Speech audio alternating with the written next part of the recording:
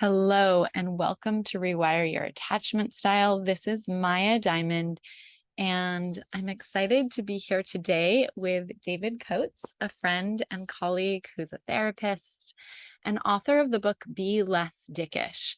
He has led men's groups, couples retreats, been an adjunct faculty member at the California Institute of Integral Studies, JFK University, and taught internationally. David and I met in the Bay Area about 13 years ago through friends. We both went to the same graduate school, CIIS, and our first episode together was episode number 32 on this podcast. And if you haven't listened to it or checked it out, I highly recommend listening. We really go deep on his book, and it was so well received that we wanted to do another one, but this time going deep around avoidant attachment. So I want to just start off with kind of sharing my intention for this episode. So my intention for this episode is for all of us to gain a deeper understanding of avoidant attachment, both for the people who love avoidantly attached folks. Maybe you're in a relationship with an avoidant, or maybe you're getting over an avoidant. And for the avoidants also who are listening, to have a deeper understanding of some of the dynamics at play inside of themselves as well as inside of their relationships. So I want to start out with, since we both kind of have talked a little bit about our attachment styles throughout the years recently, and so I want to ask you, because I know that you lean a little bit more avoidant, I lean a little bit more anxious. And I want to know, what does it feel like from the inside to be avoidantly attached? In other words, can you share what it feels like on an emotional and energetic level? So this is something I kind of am excited to go deep on, because this is something that I have I have like a very, very small little parts of me that are avoidant, not a lot. And so I've always wanted to understand from the inside. So I'm curious, if you can share just kind of individually, but also in relationship. Okay. Yeah, I have a lot of experience being an avoidant. Okay. So the thing about it is, connection is really, there's a strong draw. I love connection. I do. And so people can think, oh, they're avoiding connection. No. I love it. And when I have it, it can feel really, really great. But then at a certain point, it starts to feel like something's not okay. So it's both something that I really love, connection, but it's something that I experience. Then this is my more avoidant expression, is like something's not okay, or I'm not safe. And then that's confusing, because I have the thing that I think that I want that feels good, and then all of a sudden it doesn't. It's like eating something delicious, and all of a sudden it's like, oh shit, that bite. What's going on here? And when I was younger, I would start scanning for why do I feel this way now? Is it something that is going on with you, or is it something with me? It's this big quest before I understood attachment better, to understand why would I feel this way in this situation? Totally. And what are the sensations in your body? What do you notice in your body in particular? And I'm sure this shows up differently in each avoidant person, but I'm curious, and it might be helpful for the listeners to identify it in themselves. What does it show up in terms of feelings and sensations? You spoke a little bit about feelings, but I'm curious in terms of sensations. Yeah. For me, it has shown up as like a fear, like an unnamed fear, tight, kind of tight in the chest. Like restless. Sometimes in my solar plexus for a long time would get really tight right there. Yeah. And makes sense. And I could even talk about it with who I was with, certain partners, but it's tricky. It's really tricky, because it's not something I want to be feeling. Yeah. Especially if I know hey, everything's great. Right? We're doing fine. And yet my nervous system is saying not okay, not okay, not okay. So that's a real painful part of the avoidant experience. Right. Yeah. Thank you for sharing that. Yeah. And I love kind of going into Well, actually, before I go there, I do want to go into causation and really go deep around the root causes, because I talk about that in a lot of different episodes, but I feel like I would love to hear your take on it. But before we go into that, I'm curious then, what are the ways that you manage or have managed in the past this this feeling in the nervous system? Like, what are the ways that you have found yourself coming back into regulation in relationship that might create pain in someone else, Right. when you're just trying to create calm and peace back into yourself? The one I'm currently tracking is like how provocation, like, so I'll get provocative. I'll kind of upregulate and get kind of like, can be a little teasy, be a little obnoxious. I'm laughing because it happened right before we started this interview. And it was kind of fun. Like, Yeah. it can be fun if it's not just too obnoxious. But like, so what I've learned is, that's adaptive for yeah, sure. so I start to get this sense of tension, and then I'll kind of upregulate, like I'll increase more intensity. I think, which is an old strategy to like come up as a way to come down. Does that make sense? Yeah. Like bring more intensity in, Okay. as opposed to being able to like consciously like down regulate. Right. Got it. Yeah. And then what about like distancing? Does that creating more space, like not seeing someone for a couple of days or not talking, or what in terms of distance? How do you notice distance? Because I think I'll just speak personally. In my last relationship, my partner would distance in a myriad of ways. And it was so painful. And I think that's the thing that anxious people who lean a little bit more anxious or even secure, when there's that distance that happens, it just is so painful inside. And it's so hard to not make it about you. But also, exactly, you just want connection. It's not really that complex. The person just wants connection. But then the avoidant is needing or is creating distance and space to re-regulate the nervous system. And so how does that show up for you? Yeah. I mean, this one, this is the feedback I've gotten. It's like, hey, when we're not together, I feel like I don't exist in your world. Yes. Right. And there's some truth in that. Like, I'm not, I had to learn to like stay connected energetically with my partner when we're not together, when my natural impulse would be to just be so fully in my own experience that they do kind of become an abstraction. Right. And that's painful for the other person, because like, wow, we're so close. And then I don't feel like I exist when I'm not with you. Right. And that would confuse me in my 20s. I'd be like, well, what do you mean? I know you exist, but I didn't really get that, like, for non-avoidant types, like there's this kind of object constancy or consistency that right. Well, here's the thing. I want to go into this for the listeners because this is super fascinating. So with secure people, they really feel inside, like, I feel you even when we're not together. I feel our connection. I feel that we're together, and I feel you in my heart.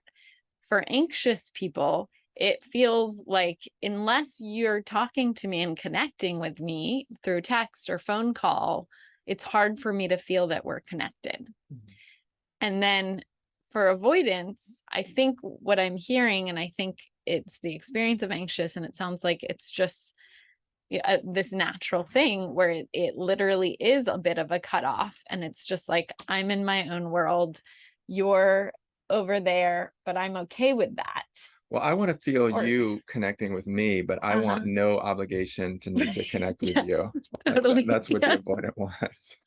So what could go wrong, people? What could go wrong? Isn't that romance? Like, that's so right. So it's fine if I reach out to you. No, please do. I want you to reach out to me, but with no obligation that I respond to you. Okay, no obligation to respond, but also no obligation to do the initial reach out is what I'm hearing as well. Yeah. So no obligation either way. Yeah, I mean, I'm joking. I'm not advocating for this, but this is kind of an avoidant. Like, I want to feel that you exist and you want to move towards me. That I want, that there's the desire to connect. Yes, but that nothing is required of me. Like, so I deeply want complete acceptance for that experience that I'm having. Yes. and for you to self-regulate Yeah, in that, exactly. right? Yeah. But see, the shadow dance is, but I also want you to pull, like that's part of the unconscious pattern that gets played out.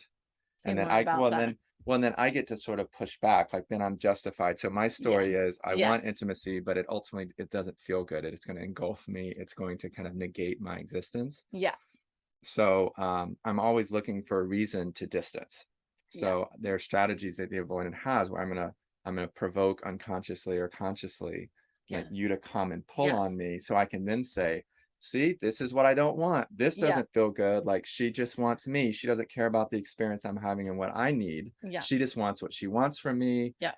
That recreates an old painful dynamic. So I'm justified in doing the avoidant thing. And that's what most anxious and avoidants do, in my Mm-hmm. experience as a clinician and personally, Mm-hmm. if they're not Mm-hmm. paying close attention. Yes. And so I love how I just want to kind of underline this piece that you're speaking to, which is like the unconscious story, the unconscious belief, right? So the unconscious belief of the anxious is I'm not enough, I'm not good enough, I'm not worthy enough, I'm not valuable enough, I'm not lovable enough, right? But then the unconscious story that you're speaking to of the avoidant if is that sorry, say it again. That it's not going to feel connection isn't going to feel good. Like somebody wants something from me that's going to kind of negate me. Yes. And then I'm not going to get to exist or I'm going to become object. Right, It's about exactly. them. Right. My boundaries are not my sense of self. My boundaries are not going to be respected in Right. relationship. And they weren't in my childhood. Right. And so therefore that's going to keep happening. And then what you're saying that is really powerful is that then unconsciously you may kind of create situations that kind of rehabituate that same belief over and over again, and it creates that loop that happens with anxious and avoidance. Right. I'm going to recreate that. And the anxious is going to be down to do that dance with me because neither, both of us are trying to, as much as we think we want something different, like we're very rooted in the familiar, like the repetition compulsion. So Yeah. that's what's so interesting about the dynamic is everyone says they want something different, but they're actually behaving in a way to stay in that safe kind of known, I'm not enough being reified. Yes. I'm not safe being reified. Yeah. He doesn't value me because he's not moving forward. So therefore, I'm not valued. I'm not important enough. I'm not prioritized enough, which is like exactly hitting on the anxious core wound and core belief. Right. And then, okay, therefore, I have to move forward. I have to move towards you Right. to get that connection. Right. And I feel like because I'm unlovable, then I have to do that, and that's just habitual. And then therefore there's that feeling of maybe invasion or not being respected or your space not being respected, et cetera, et cetera. And so then it just goes back and forth and back and forth. Right. And in IFS language, like I'm an internal family systems therapist, it's like an anxious young part. It's like, like love me, I'm scared. Yeah. And then my little boy part is like, like I don't know, like I don't, what is this? Like this feels scary and overwhelming and engulfing. Yeah. So we're going now into the causation. Mm-hmm. So I've seen, in my opinion, there's a number of causations for avoidant attachment. It's not just one. I'm curious kind of what you've personally experienced around the causation, the wounding that kind of creates these beliefs and these attachment patterns, both in yourself and your clients. Yeah, the word that's been really interesting for me recently is attunement.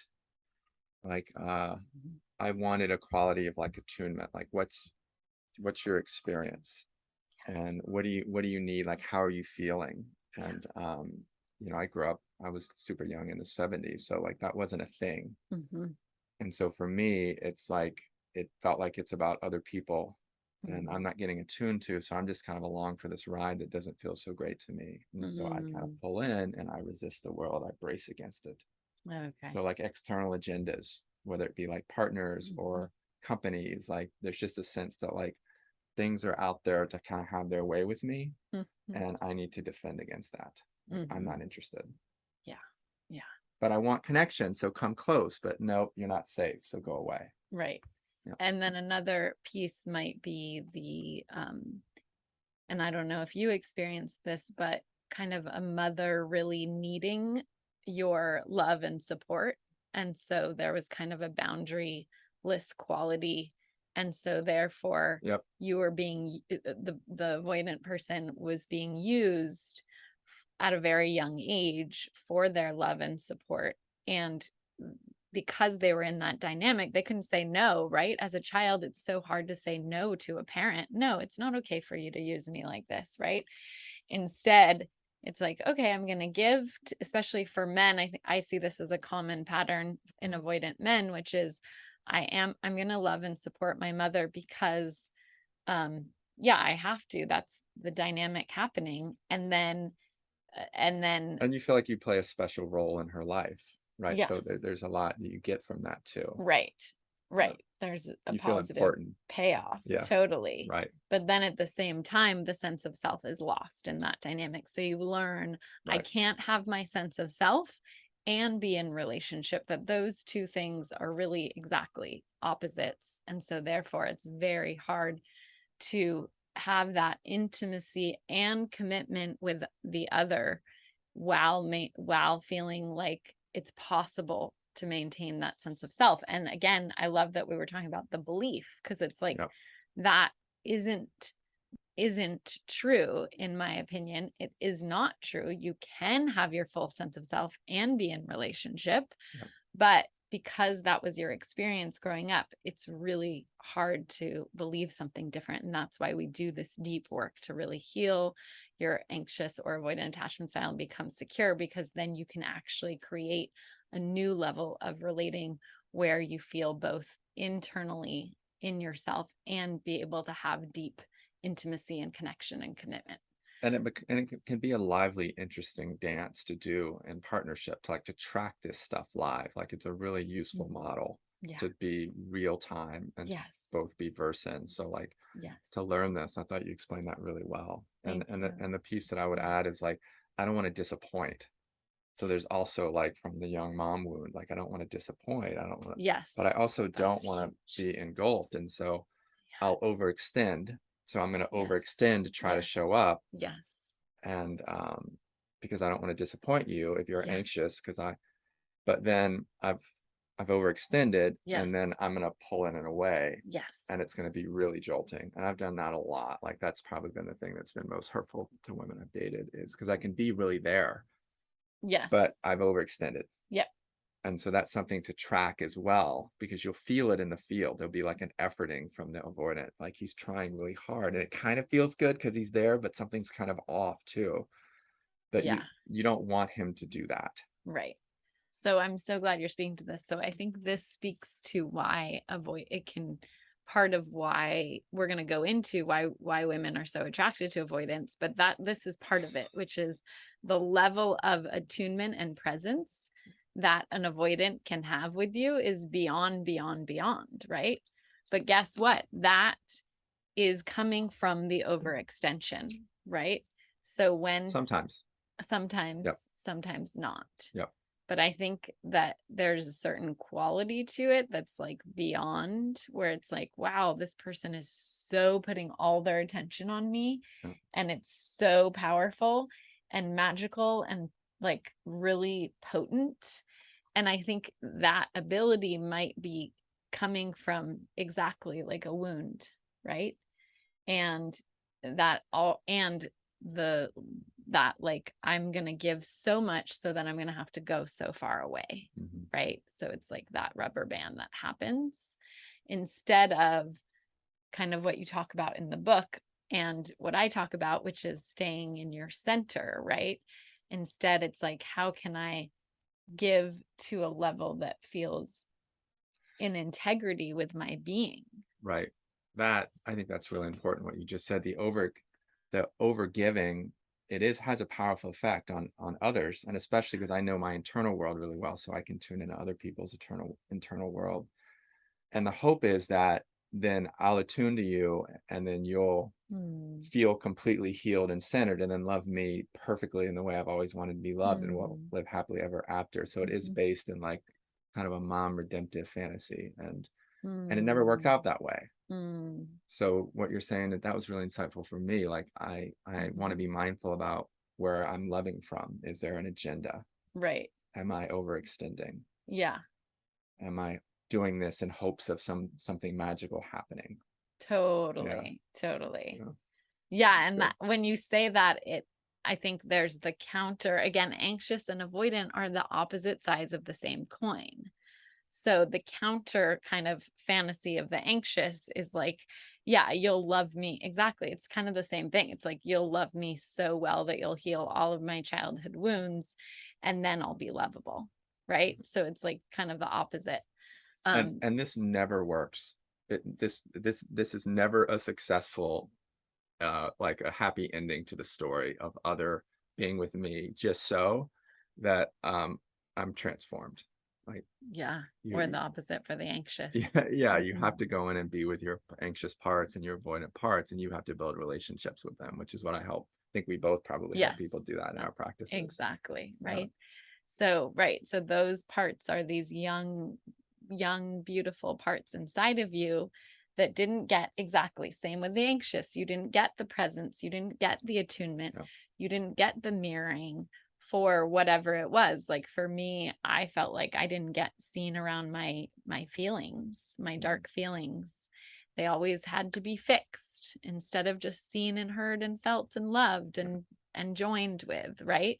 And so when we do that for ourselves in the presence of a practitioner, in the presence of a coach or a therapist or a healer, then we start to kind of learn how to do that for ourselves and really be able to do that in relationship, right? So then say we were in a relationship and he triggers me, then I get to be with that part of me that's triggered and love that part of me that's triggered, but also be able to communicate from my adult self and not from my little girl self. Yeah. So, I'm wondering there's something I want to speak to that I also spoke to in the other avoidant attachment episode that I did recently, which was episode number 34, which is, I believe that it's a courageous act to say I'm avoidant and I want to work on it. And so I want to speak to what do you believe is the resistance to kind of owning it and working on it? Well, there's a lot of ways to answer that question. You definitely want to be with someone that has that frame around their avoidance. Like you want your avoidant to be invested in exploring their avoidant tendencies, and that to be in the conversation.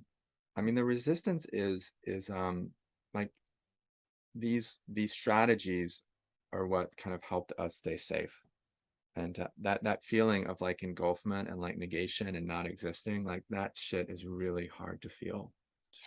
Yeah. And it's impossible to feel. You can't like keep your hand on a burning stove. Like, so there are these, so the avoidant will have a story that like, I'm fine. Like, this is just the way that I am. And because that's their comfort zone. And then sometimes there's some connection that feels good for them. And then they get to fuck off and do their own thing. And that works for a lot of men. It does. And so you're inviting them into like these really deep fears that they've developed a whole personality in a lifetime, setting up strategies to avoid and not to feel. So why would they want to? And an avoidant can't even appreciate that there'd be something different that would be better. Most avoidants who haven't done their work. So what's the payoff for me to do this thing I don't want to do anyway? So, good luck. Good luck with that conversation. But that's what you're up against. Yeah, that's really helpful. Yeah. I just want to kind of highlight that piece around like the pain of connecting with the parts that felt negated, not even just like, just not even attended to, not seen, not heard, not felt, and just deeply, deeply missed. And so if the entire strategy, all the personality is kind of developed to not connect with those feelings, needs, then desires, boundaries, right? Because the avoidant is feels disconnected from their deeper feelings and needs. And so then you have to be incredibly motivated to heal and have the courage to look at that pain and to feel that pain. And again, same thing. It's the same thing for the anxious. They are going to have to feel that childhood pain that they didn't feel. And so, but exactly with the avoidant, they don't have as much of the day-to-day pain, I think, that the anxious feels, because the anxious isn't as defended against it. Right. And so they're not as motivated. So then the question becomes, if you are with an avoidant, for example, currently I have a client who's married to a guy who has some avoidant attachment. And so what is your recommendation for helping this person that you love so much, that you want the relationship to work? You love this person, you want it to work, you want to have deeper connection, deeper intimacy, deeper commitment, deeper time together, deeper prioritization. What would be your recommendation to help this person start opening up to doing the work or feeling these places? This is going to be fun. So what I would say is, you think you want those things, like to the anxious woman, you think you want those things, but do you really? Like, I believe that you really want and enjoy wanting those things, but I would say you actually chose someone where that wasn't available. Like you married someone that keeps you constantly wanting more. You didn't choose someone that's available, because you've probably dated someone that's been really available and like, whoa, like, and that's my experience with people that are anxious. Like if someone's like, whoa, I'm there, I want the same things you want, I love you, they're like, oh, I don't know what to do with that. I only know how to want it from someone that doesn't want to give it to me. So I really challenge my anxious clients, like, hey, don't make it about the avoidant needing to change. Like, make it about the dance that you're doing that feels safe and familiar to you, and do the healing that you need to do around what gets activated in the dynamic. Because if you get invested in trying to change the avoidant, he's going to feel that as like invasive. Right. And push away. Yeah. So I would say stay on your side of the street to begin with. So then let's play that out a little bit. Yeah. So you stay on your side. You stay on your side of the street. You do the work to become more secure yourself. Yes. And then what happens? Great. So now we can get more specific. Because then here's the thing that I think is important to note. So then the anxious becomes more secure. So that means they're going to be communicating their feelings and needs in a more healthy way. But they are going to be communicating those. Yes, they're going to show up. Which is going to trigger the avoidant. Yeah. Yeah. So this is also really interesting. So if you understand that intimacy is really, really amazing for the avoidant, but also really, really scary. So he's going to come in really close and it's going to feel amazing. Like there's moments where these two meet are magical. That's partly what keeps them together. And then for him, at a certain point, something's going to happen inside. And when that happens inside, can you learn to just say, okay, he's just in his thing. It's not personal. He's not going to go anywhere. He's still here. And if I pull on him energetically, he's just going to go away more. So can I hold myself in those moments, even though it's hard? And can I acknowledge where he is? Like, seems like things are pretty tight in there right now. Like I'm wondering, it's okay if you need to take some time. Like create a structure where he gets to be honored in what he needs to do. And then make requests like, hey, if you need to take some space, take some space. And could you text me a few times between now and tomorrow? So it's kind of honoring, like, you get to be you there. Yeah. instead of the like pulling or judging. Mm-hmm. Yeah. Mm-hmm. So that's what I think that's good medicine for the avoidant. Mm-hmm. Because that's a different experience. Right. Then the avoidant learns, oh, this person actually, yeah, this person actually can honor my space. Yeah. And I can also reach out in that space and get some connection in it. And the anxious then can get some of their connection needs met as well. Yeah. And especially if it's held with like responsibility, like, hey, my anxious part is like having a hard time. Could you send like a Marco Polo, or could you check Yeah. in? Yeah. Or an emoji, right? Yeah. Yeah. So exactly. And so that's why, but exactly, just using the attachment language can be so helpful. So that's one thing is, you know, even just exactly. So, there are so many resources. So maybe, what would you say if you wanted your avoidant partner, for example, to read um Hold Me Tight by Sue Johnson, which Mm. is kind of like the primer around emotionally focused therapy, around, you know, doing this dance of attachment in relationship. And so she really talks about exercises for couples to do. She talks about kind of what it's like for the avoidant, what it's like for the anxious. So maybe something like that, or Wired for Love by Stan Tatkin. Like, is there a recommendation um, that could not feel like, if your girlfriend, if you were like, So if it's like 10 years ago, 15 years ago, and you hadn't read like so Wired for Love or Hold Me Tight, and your girlfriend really wanted you to read it, what would feel good to you let me in asking let this? me we can take this live. Like, I'm a little bit uncomfortable even you're making suggestions about how you can get your avoidant partner to read books. Like, my chest is a little tight. So like we're Perfect. we're in it right now, and we're not even a couple. So Thank you for bringing it yeah, yeah, live no, with your sensations. this will make it really fun because Yeah. everything feels like some, kind of like an unwelcome like push to control in some Mm-hmm. way. And Mm-hmm. so my chest gets a little tight. I mean, part of that's like being on the camera too, but Yeah. so it's really tricky to Yeah. want to want an avoidant to be different than he is. To like, Right. would you read the book can feel like, in him it can feel like you're not okay as you are, or you need to be a certain way for me more than I want you to be you for yourself. Right. But okay, so I'm going to pause you, Yeah. right? Because so this is like a perfect, right? So, in my opinion, the authentic desire of the other person who's in relationship with the avoidant is to have a dialogue that's based in this theory, so that they can work as a team, like exactly what you were saying. I was kind of trying to tie it back to what you're saying, like my anxious part, like he would Right. only know that if he had read a certain amount of psychological literature.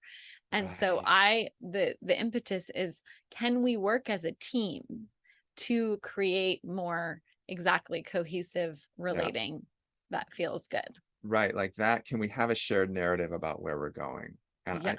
I think that you have to, it's good to have that, and that like we're going somewhere together. Like, and part of it is like the avoidant, there's an exhaustion into this dance. It's exhausting to be an avoidant too, because so much energy goes into like, oh, I want it in the way that feels good for me, but it's not ultimately going to work out. And then she's going to be upset, and then I'm going to feel guilty, and then we're going to have Mm, to mm, come back, and then I'll mm. try to be a good guy again, and then she'll be happy for a little while. Yeah. Like there's just like Wow. oh, Yeah. can you feel it? Yeah. It's just like, Yeah. That's a lot of work. yeah, and listeners are going to be recognizing like that's all we do, and it's exhausting. Yeah.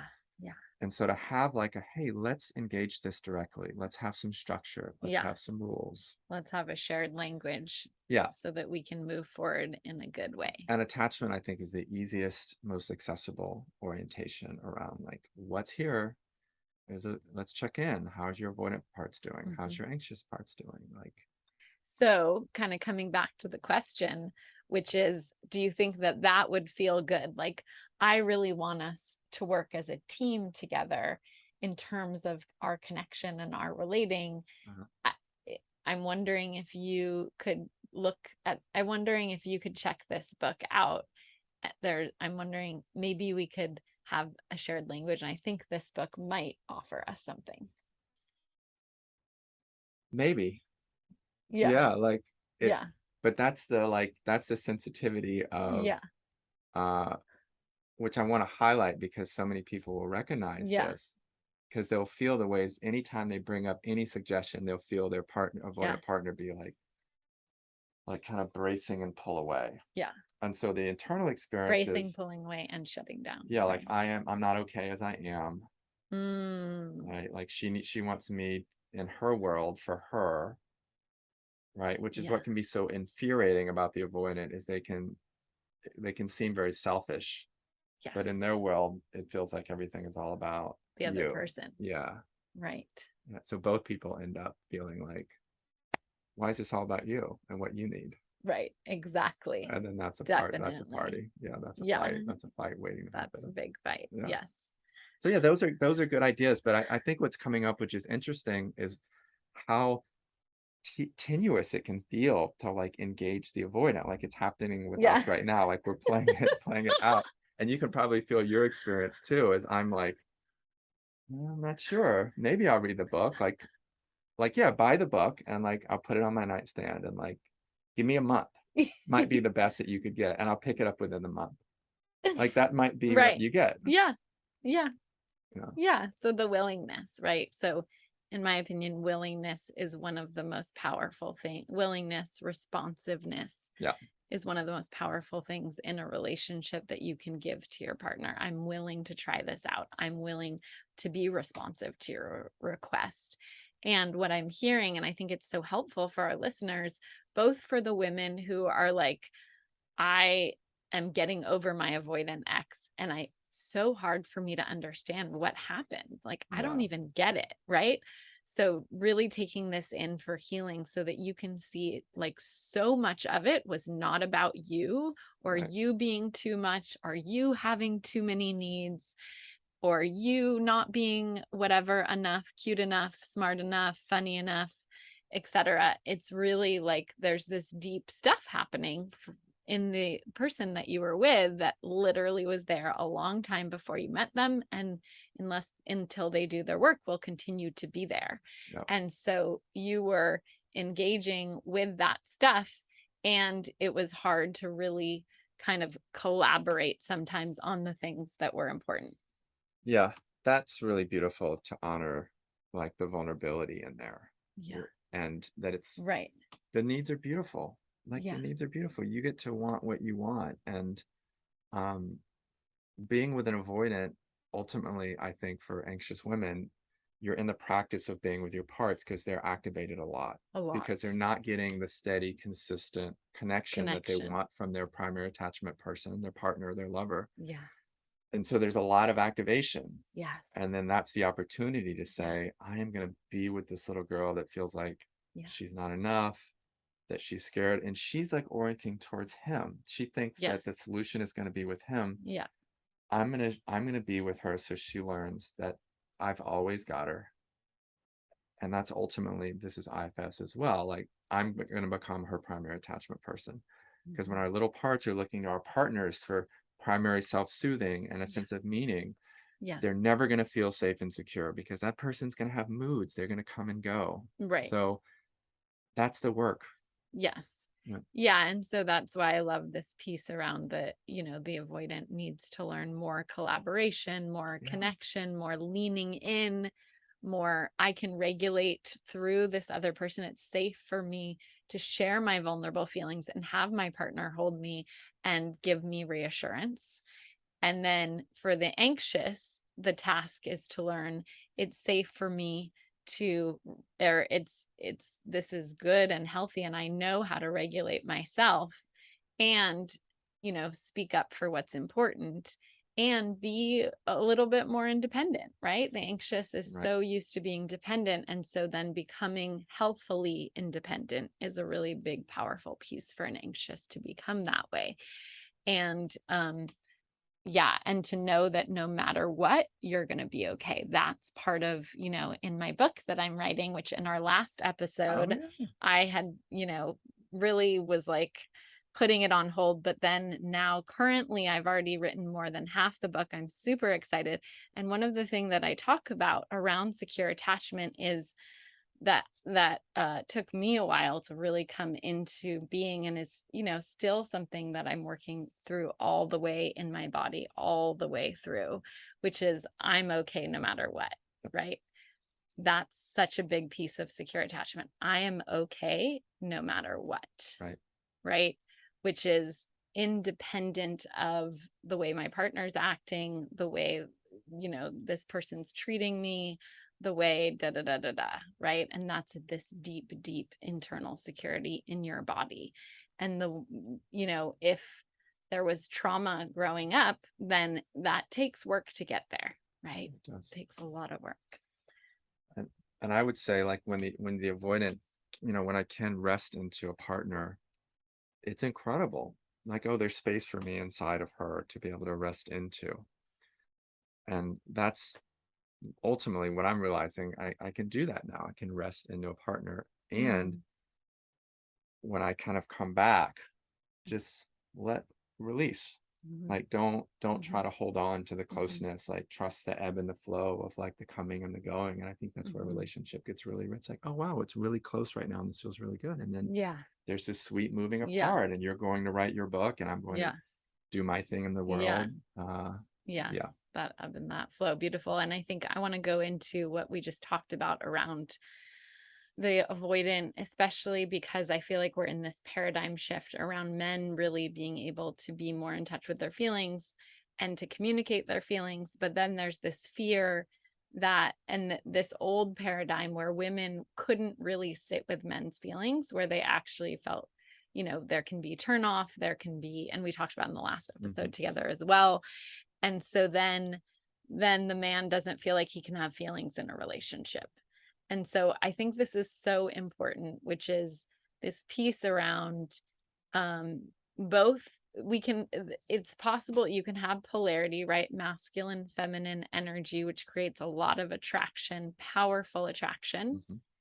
Both men and women, all genders, have masculine and feminine energy inside of them. And polarity is just the opposite, those energies being more opposite at an extreme end.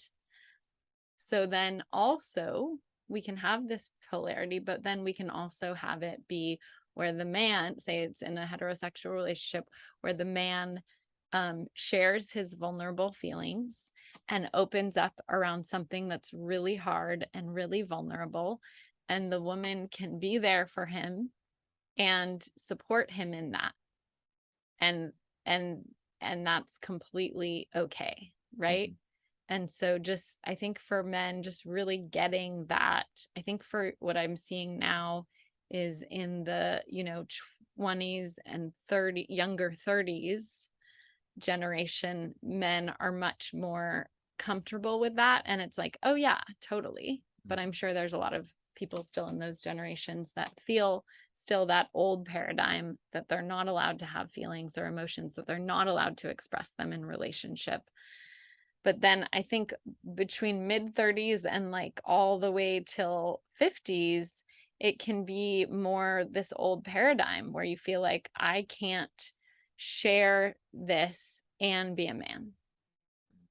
And so can you speak to what it feels like also for the women when you can come to a partner and share your vulnerable feelings, whatever they are? And sharing vulnerable feelings, again, like one of the biggest things that we see over and over and over again in couples work, sharing the vulnerable feelings is what reignites the connection. We're connected again because we're opening our hearts, we're lowering our defenses, right?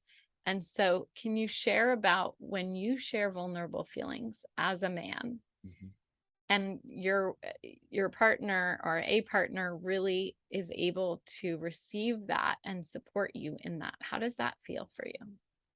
Right. I'm going to weave that back into the attachment conversation. Great. I think it's really important because the old avoidance strategies would be for me to provoke or to pull away or to kind of resent and judge, neediness, things like that. But what's under that is what you're getting at, which is like, oh, I'm scared. Like, we've been hanging out all afternoon, and my chest is starting to get tight. And I think I'm reaching my like upper limit intimacy of like being in connection. And I'm afraid by saying this that you're going to get your feelings hurt, that you're going to get reactive, that you're going to go into your anxious parts and be critical. And but that's my truth, is I need to transition out. And like that would be an example of just like sharing reality real time, which to me is the practice. And then if I can be received in that, like, thanks for letting me know, I get it. I could keep going, right? Like my preference would be to stay, right? But to be able to say, I really honor what you need, and can we take 20 minutes to kind of transition? Like that level of conversation is what breaks the avoidant, anxious, kind of traumatic cycle that we get caught in, because we get to have a different experience. You get to have your voice. I get to have my needs. You could say, can we circle back before bedtime? Like you can make a request that your nervous system needs. And I think there's something I want to add to that I teach that I think is really key, which is when you shared that whole thing, it felt so good. And if you added or I can't remember if you said it, so I'm just going to highlight, I can't remember if you said it. I'm just going to highlight it for the avoidant people who are like, oh yeah, I totally feel that, where I feel overwhelmed and I need my space. If you can just sprinkle into that, or even start with it even better, one compliment, then the anxious person is like, their nervous system is calm because they feel, okay, he loves me, he cares about me, he wants me. Let me try again. Okay. So I've loved spending all afternoon together, and I love the hike that we took and just the cuddle that we had. It was amazing. And I think you're amazing. And I can feel that my nervous system is needing to transition. That actually feels better for me to say. Cool. Yeah, that's great. Thanks for that. Yeah. How did that feel for you to receive? Well, I wanted you to finish it off. And I'm feeling like kind of at the end of my like relational rope, or kind of today. And I need to go spend some time and doing my own thing. So I want to transition after this great day. How does that sound to you? Thank you. Thank you for sharing like how you're feeling and what you're needing. I really appreciate that. Yeah. So I can feel in that, I can feel my little girl going a little bit, oh, that's scary. But then I can also feel my adult self being like, totally cool, right? So it's like the awareness of both happening at the same time, right? So we all have needs, we all have feelings, we all have desires, we all have boundaries, and we all have these points where we're satiated in our fullness of connection. And that happens for me too, right? And I need space too. So it's like, okay, yep, that's what's happening for him. Okay, there's a little bit of reassuring that I need to do for my little girl. And I know that he's taking care of himself, and that he has the awareness and the emotional intelligence to share with me where he's at. And that is really potent and I respect that, because there's so many times when I've experienced it, when people aren't able to articulate that, right? And so it's actually very reassuring and creates a lot of security when I know where the other person is at. And that's something that I really value, is clarity. So clarity is a big value of mine. So avoidance, if you can share where you're at, the deeper vulnerability, and then be received. That's healing for both parties. Yes. So, and I love how, trying to remember the name of the person, my friend shared how one of his teachers said that secure attachment is being received well. Right? So that's, if you're received well by your partner, then you feel secure, right? And you feel that kind of, exactly that connection that goes back and forth. Like, I really feel and hear and see this person, and I really feel and hear and see this person. So we're both getting received well. which means there's safety. I can show up as me and it'll go well. You can show Right. up as you and it'll go well. Love that. And a lot of that is showing up Beautiful. in a really self-responsible way. Like, I'm feeling this. Yeah. This is where I'm at. This is what I need. And I want to know how that lands in you. Like that. Yeah. That's the pattern that we want to move into. Yeah. Which shifts the anxious, avoidant, really painful dance that they get caught in. Yeah. And it really takes courage, right? Yeah. So what David said really took courage for him to speak those vulnerable feelings of like that I'm like at the end of my relational rope. Like I so maybe, or, I so want to spend more time, but actually, or part of me maybe wants to like, keep going in this, but I'm really at the end here. Yeah. So, yeah, it's not personal. Like it's like being full at a meal. Like I'm satiated on yes, on the food front, and it doesn't matter who you were with. yeah, It's not it's personal. enough. And Totally. what Maya said was great, which is like, oh, and my little girl is a little bit like, but I can be with her. I can spend time with her and Yeah. help her realize like I'm still here. Everything's fine. Like there'll be more fun. Yes. It's like I'm here staying with my friend and Yeah. their little girls. Like I play with them, and then at 8 o'clock they have to go to bed, and it's like, yeah, I'll see you tomorrow. Yeah. Yeah. Beautiful. Yeah. Love that. Mhm. So, I want to go deeper around why women are so drawn to avoidant men. Part of what I do is really help people heal their attraction to unavailable men and shift that to being attracted to available men, which kind of you spoke to, which is Mhm. when someone's really highly anxious, it's hard for them to receive an available person because exactly it's iconoclast. It's totally opposite to all of their beliefs about love. And so it doesn't kind of fit into their own narrative. But also, a lot of times it's what they're used to, right? So if you're feeling like you really want to be attracted to available men and you want to become secure, then I would love to have you in my program because we can really shift this piece around being actually physically like full bodied, heart, mind, body, spirit attracted to men who are really coming towards you, who want to know you, who want to see you, who can kind of show up in that reliable way. And so I think this is so interesting, which is what are the pieces that that has people like literally every attachment style is very attracted to avoidance usually. um I mean, obviously the more secure you are, the more maybe not, um but yeah, like what is it, do you think? Yep. Oh, I love that. This is going to be really fun. Uh, so what I say about with my clients is like there's something mysterious about the avoidant. There's something to be discovered. So the avoidant engenders that sense of like, oh, I don't know the whole story, but there's something really intriguing there. So we're intriguing in how we present. And that can be, there's an allure there. Like we like reading mystery novels, like we like drama on TV, like we're kind of wired to be intrigued. And so avoidants have a lot of impact, and we want to know more about them. And I think the problem that women face who say, I want to be done with my avoidant thing is, to be perfectly honest, healthy attachment doesn't have the same like neurochemical high. It's not as intense. It's not as exciting. Mm-hmm. And it's not. Mm-hmm. And my teacher used to say, like, what if you met someone and it was like a 6 or a 7? And I used to be like, no, I don't want a 6 or 7. So you have to learn to kind of wean your neurochemistry off what is kind of addictive patterns of like seeking Mm-hmm. high in intensity and stimulation.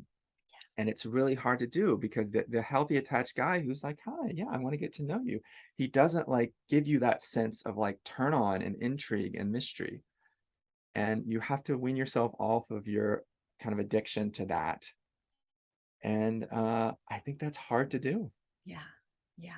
So that's I it, love, so true. yeah. So I'll You know just exactly what I'm talking about, don't you? oh yeah, of course I do. Yeah. So yeah, first of all, I just want to highlight that piece around the mystery. Exactly. Like we're so there's something I want to add to that, which is when there's the intrigue and the mystery, and like, I don't know the whole story because he's not giving it to me, then you get to project this whole thing onto the person. And that's what, what in my past I really did. My younger self was like, loved like creating all these like fantasies and projections and like deep kind of energy that was so easy to do because they weren't giving me the full story, right?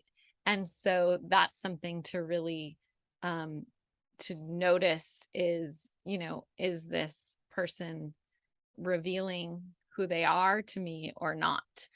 Right. And then also the other piece that I want to add that I think is really important, which is yeah, exactly. There's the highs and the lows and etc. The addictive, like, oh my God, it feels so good when we're together, but then when we're not, I feel like shit. Yeah. Right. Which is really intense Drama, and drama triangle. addictive. Yep. It's very addictive. Yep. Um, but then there's this other piece that I think is less talked about, which is because the avoidants are more disconnected from their own needs and it's hard for them to communicate the needs and the feelings, then the person who's with the avoidant is with someone that doesn't really have very many needs. So then that makes, well, hello, someone with not very many needs, like that's easy to be with, right? So there's like that ease with maybe being with someone that doesn't have a lot of needs. And that can be really freeing. And I think for a woman, that can also feel like, oh, great, like I get to have the needs or whatever in the relationship. There might be an unconscious desire for that. Also, if you grew up with a parent that had a lot of needs, that maybe like an anxious mother or something like that, that was very needy, then it might feel like, oh, I have so much space, right? So you might like for me, like unconsciously, I actually had a lot of space in these relationships with these avoidant men. And I said that I didn't want it, but in a lot of ways, I think I did, right? So it's like making those parts conscious, right? But also tolerating. I think the thing that really needs to be learned is to tolerate being with someone with needs, right? Because you might be actually really habituated to be with someone without needs, and that might feel actually really comfortable for you. So really working through that is super important, and we definitely do that in the program. So I love and then also there's one other piece, which is just all of the marketing, I think, that gets done in the movies for being attracted to avoidant men. So the movies, television, commercials, like the Marlboro Man, and just like the sexy guy in the business suit that is so like mysterious and like he's so independent and he's so strong and he wants to, have sex with you, but he doesn't want like, yeah, but maybe he doesn't like need you, right? And so there's a lot of marketing that we see where we don't see men being really warm and open-hearted necessarily in these romantic movies. And so that I think can happen too, where we've been marketed this archetype. Women have been marketed this archetype and think that that's like the most attractive thing. Yep. I agree with that. I want to say two things on that. And one is there's more in like the fairy tale and kind of the stuff we grew up in, the happily ever after. Yes. You can't project happily ever after on a healthy attachment style because it's already being revealed. There's no kind of payoff down the road. Yeah.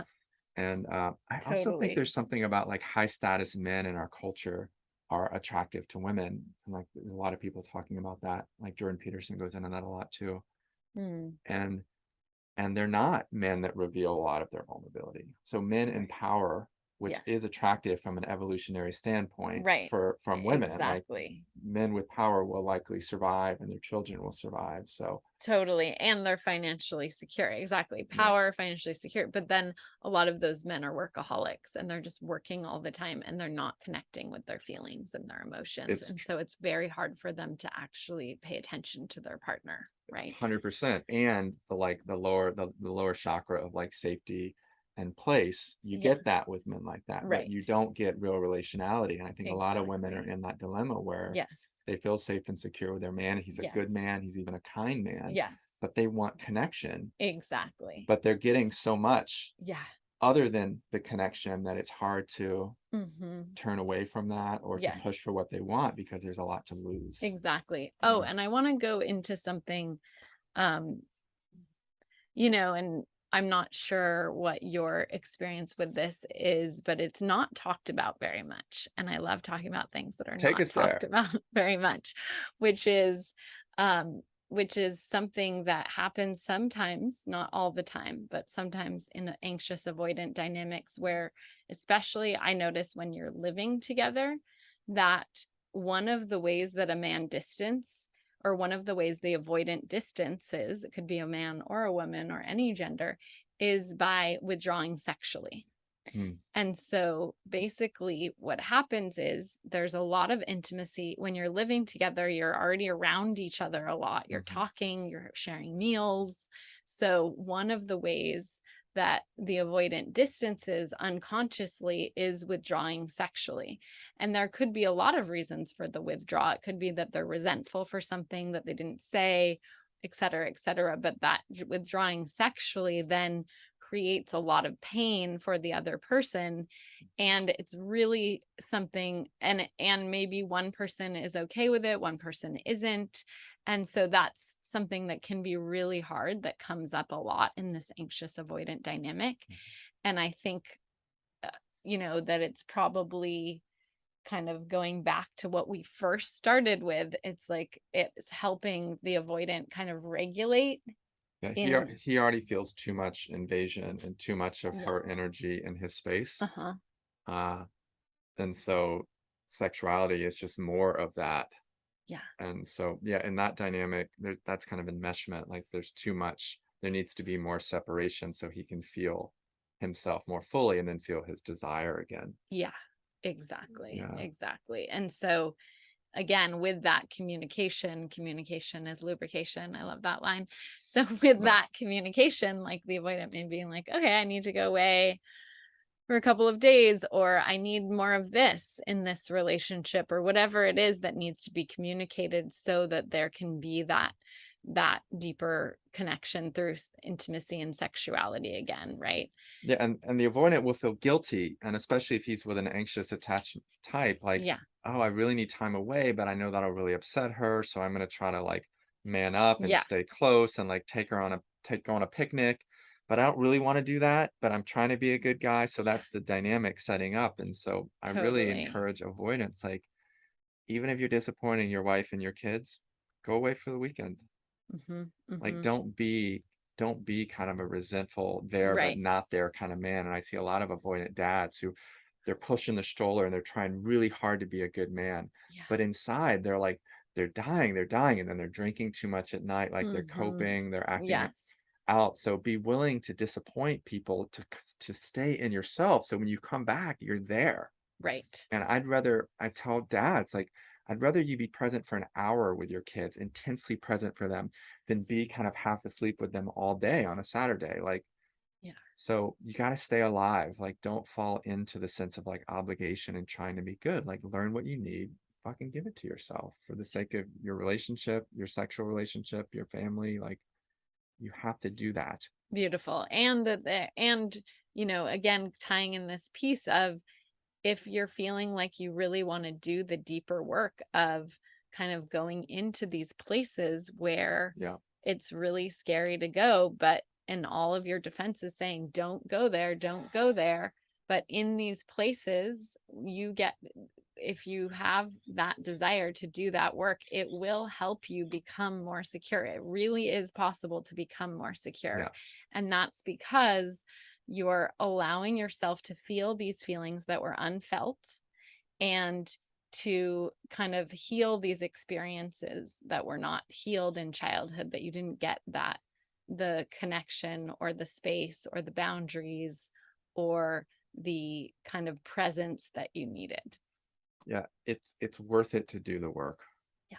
And it's hard. It's really hard. And Yeah. anybody that tries to sell you on that there's 7 steps to heal your attachment, like, have very low expectations on that offer, because it's really gnarly. And once you get in there, it's not as scary as you think. It's like, okay, overwhelm, intensity, and then you move through that, and then you learn to be in greater levels of intensity. And then you're not so afraid in life because you know that you can meet what arises relationally or in other domains. So Which is powerful, right? Coming back to this power piece. yeah. That is powerful in all of your relationships, to communicate better, to be able to meet what's happening, to be more present in all of your relationship. That is powerful. And I think, there's this new article that came out that was so profound, saying that women now of this generation that's coming up literally don't have tolerance for men that don't have emotional intelligence. Right. And so it's like an evolutionary impulse to actually come up to this level of being able to be emotionally aware, emotionally intelligent, self-aware, emotionally responsive, and so it will really positively impact your relationships with women. And I think with all the avoidant men that I've worked with, they really want a loving relationship. They want an easeful relationship. And so yeah, there are ways to really get there and to do that work. And so yeah. I have a transition moment for that. Yeah. Because there's a way, and I talk about this in my book, like there's a way that I really encourage women to hold men accountable for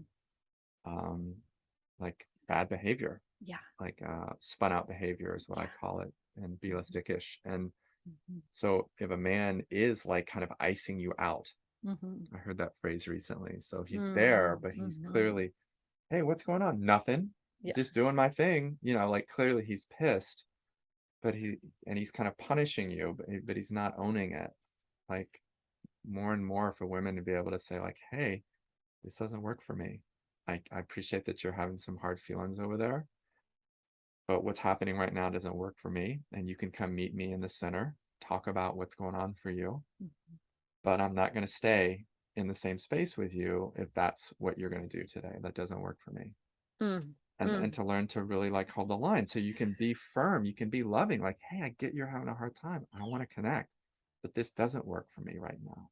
So these are some different options that would work, like leading instead of just like doing what women were taught to do for so long, which is just like, okay, like deferring to the man's mood and like walking on eggshells and taking care of the fragile man.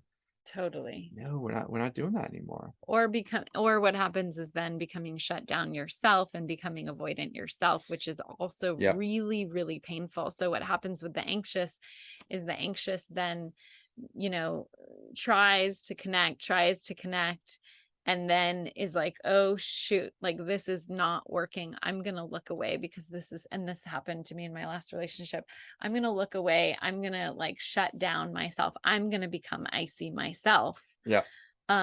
Because this pain over and over again is too painful. Yeah. Right.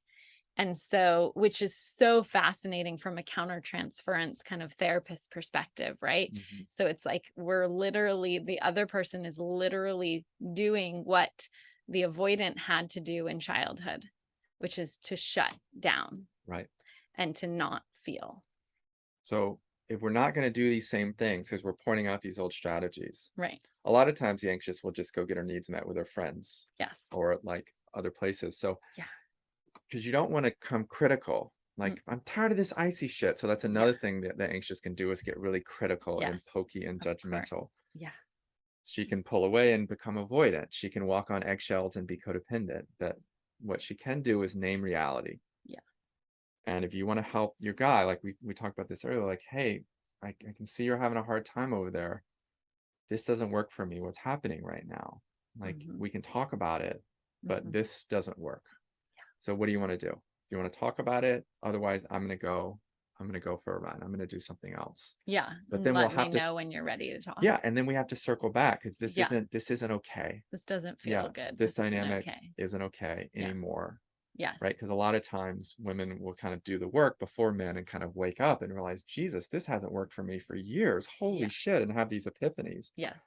And then to kind of transition the relationship to be able to enter in and say, hey, I know this is how we used to do it. We can't keep doing it. Totally. Yeah, we're in transition. This can be really great and interesting. We're going to get closer. We're going to have better sex. Yeah. Like, you can frame it as like, this is going to be cool. Yeah. So thank you for that. And I think that's so, so huge, which is to be able to create that boundary so that you can feel like it's really putting you in your high sense of self, your sense of integrity. Yep. Like, I have boundaries here, and I'm not just going to keep people pleasing and make you feel like it's okay that you're treating me this way. It's not okay. Right. Well, and you're going to lead. Yeah. You're going to lead us into a better place. Yes. And then become good at doing that, which is what you do with clients and what you do in this podcast. Like, you're leading people to better places. Yeah. So yeah, and exactly. And I think, in the again, kind of bringing polarity back, because I love to talk about polarity. So it's like, this is a way that maybe the woman's going to be leading, right? And maybe sometimes you really want the man to lead, but this, in a heterosexual relationship, if this dynamic is happening and your man is avoidant, this is a way that you're going to be leading, but you're going to be leading from this place of like deep boundaries and deep sense of self and deep worthiness, which is so, so sexy and powerful and awesome.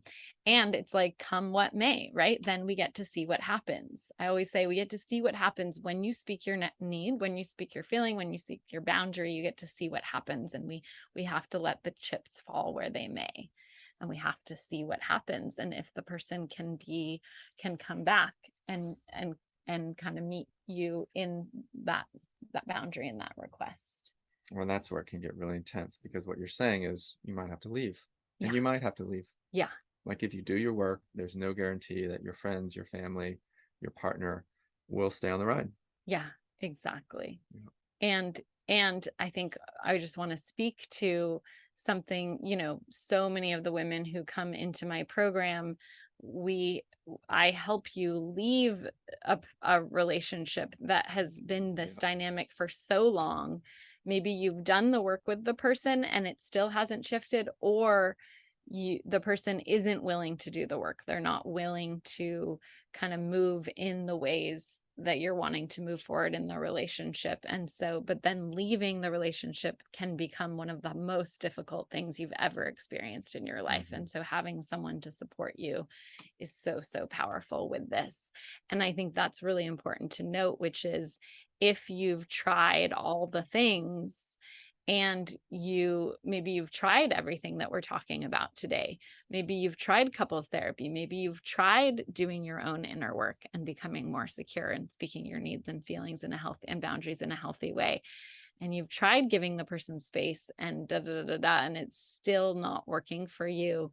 Then, really getting that support with letting that relationship go is so important, but also knowing that it's so hard to let something go when there's just so much attachment and love and connection. And so that can be really one of the most challenging things to do. Which is why a lot of people, I think, don't really do the work, because they sense that if they do the work, they'll be in a dilemma where they might actually have to leave the person, someone they love. Exactly. Yeah. Yeah. There can be so much fear around that.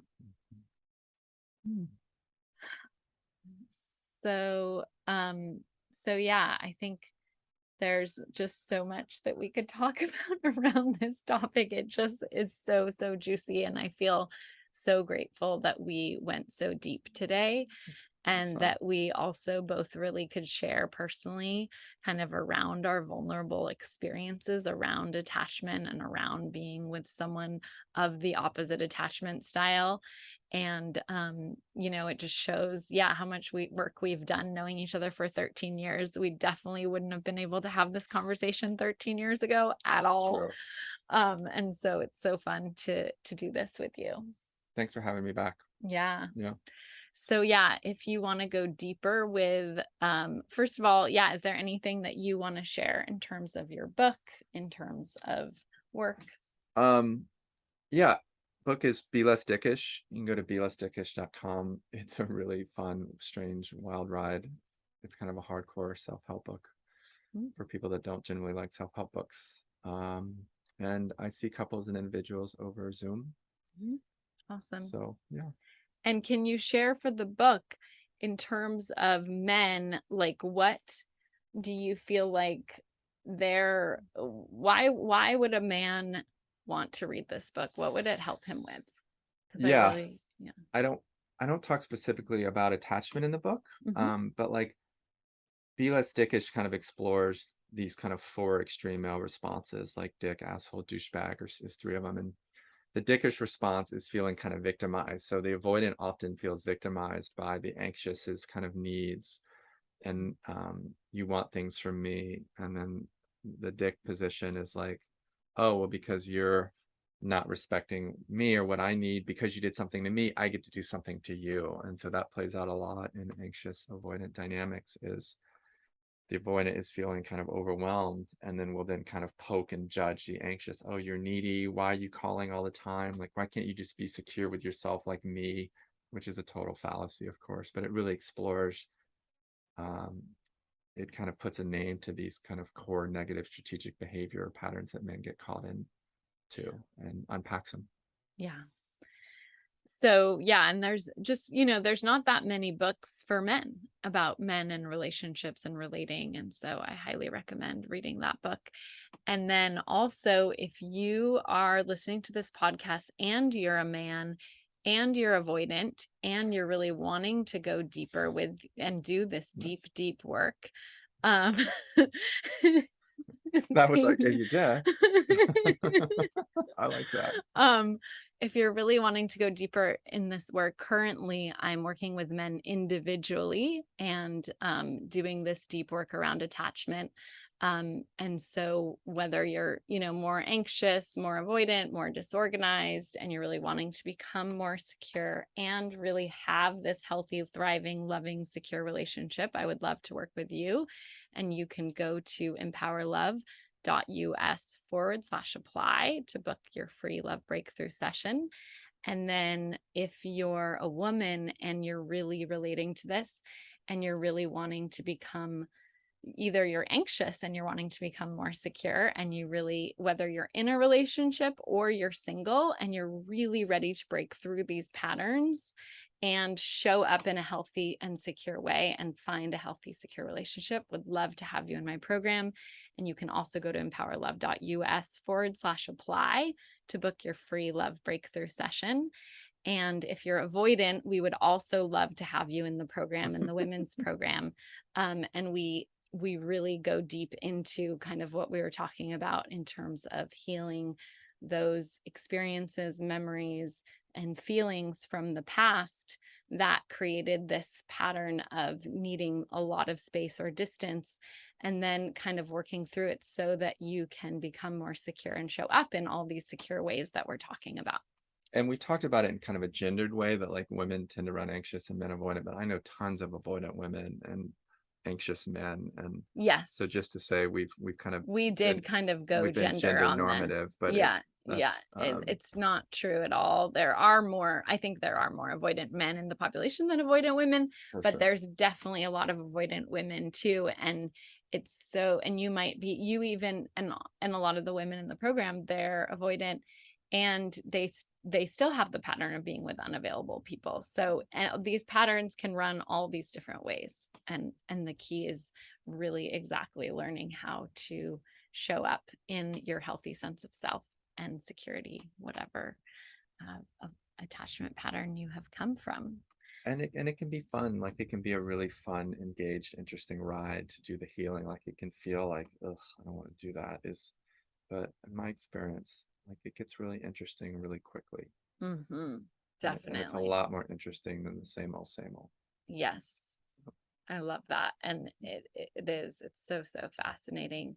And so much self-learning and self-growth happens, as well as how much it affects your other relationships, your relationships with your children, for example, or your relationship with your colleagues or your relationship with your parents. So much healing happens through doing this deeper work.